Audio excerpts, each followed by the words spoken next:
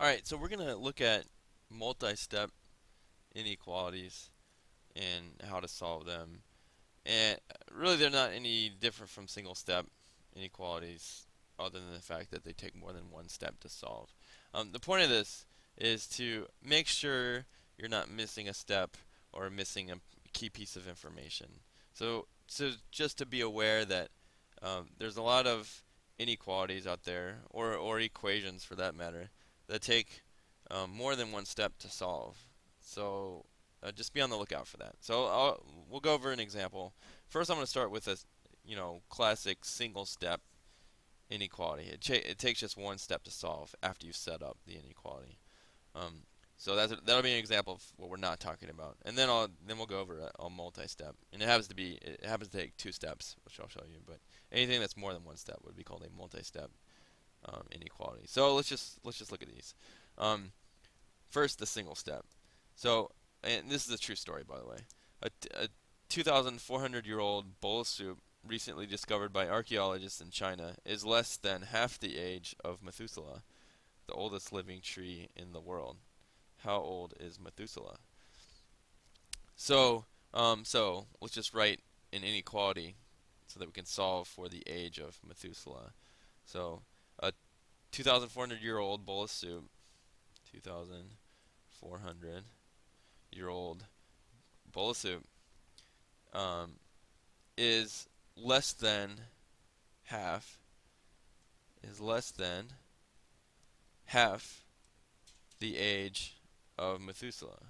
Half the age of Methuselah. So let's symbolize the age of Methuselah, which we don't know yet, as just m.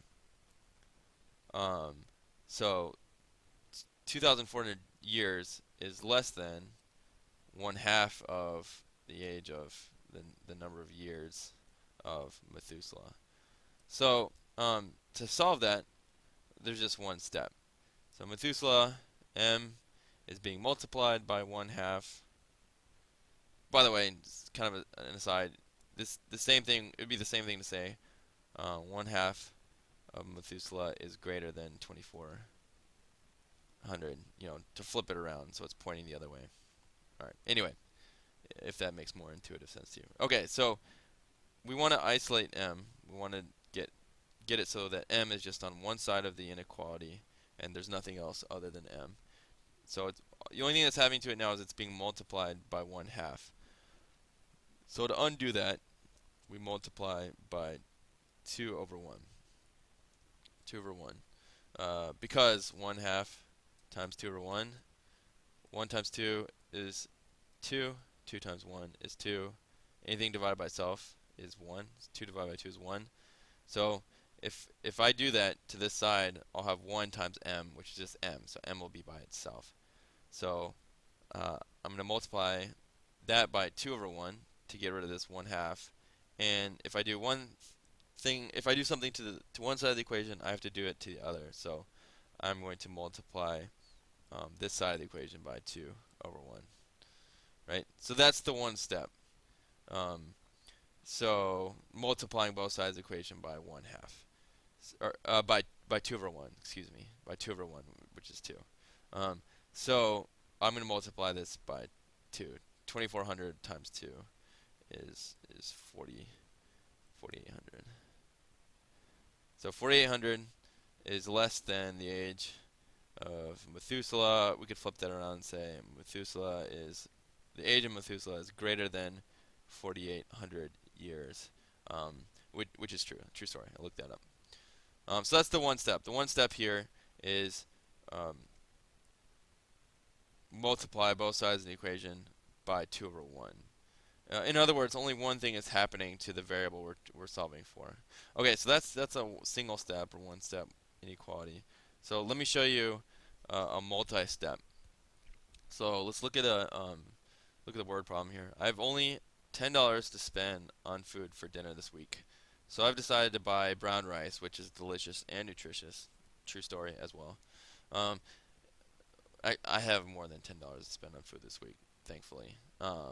But if I did only have $10, then I would definitely buy brown rice. That's the true story part, and that is delicious and nutritious. So, yes. So dinner this week. Um, so I have only $10 to spend. So whatever I spend has to be uh, less than $10 or at the most equal to $10. Okay, so less than or equal to $10, whatever I spend. Okay, so let's look at what I'm spending. Okay, so I'm gonna buy some brown rice and a little baggie of salt and another little baggie of sesame seeds to season the rice, which is delicious, by the way. A 1 pound bag of rice costs $2, and the salt and sesame seeds together costs 2.50. How many 1 pound bags of rice can I buy? So that's what we're trying to solve for. How many bags of rice? So let's symbolize that with R, I guess. Yeah, let's symbolize that with B. Bag of rice. So I'm going to buy a certain number of bags of rice, and uh, we need it all to be less than or equal to $10. So we're dealing with dollars here. So for every bag of rice, it's going to cost me $2. So 2 times B, $2 times the number of bags is going to be how much money the rice costs.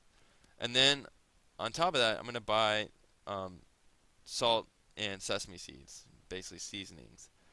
So I'm just going to buy that. That's a one-time thing. I'm just going to buy a little bit of salt and sesame seeds, and altogether it's going to cost 2.50.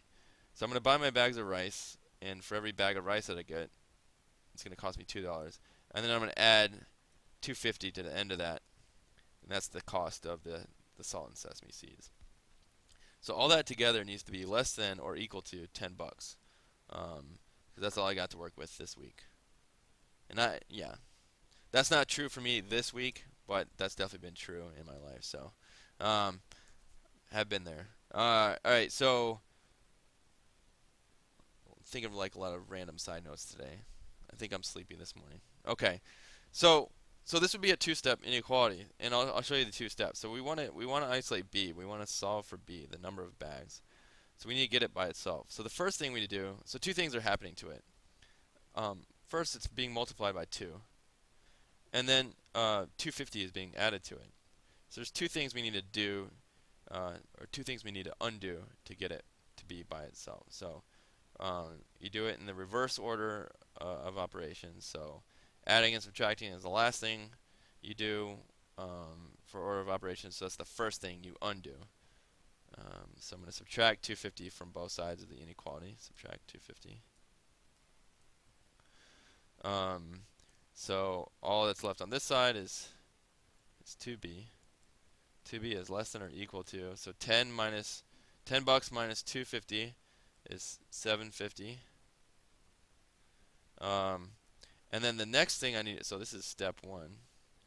The next thing I need to do is divide by 2. Divide both sides by 2.